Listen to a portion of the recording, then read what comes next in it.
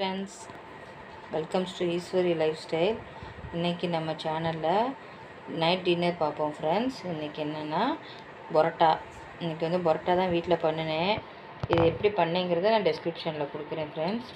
இதுக்கு வந்து நேற்று பண்ணோம் இல்லையா வெஜ்ஜு சால்னா, அதே மாதிரி இன்றைக்கி வந்து சிக்கன் சால்னா பண்ணேன்.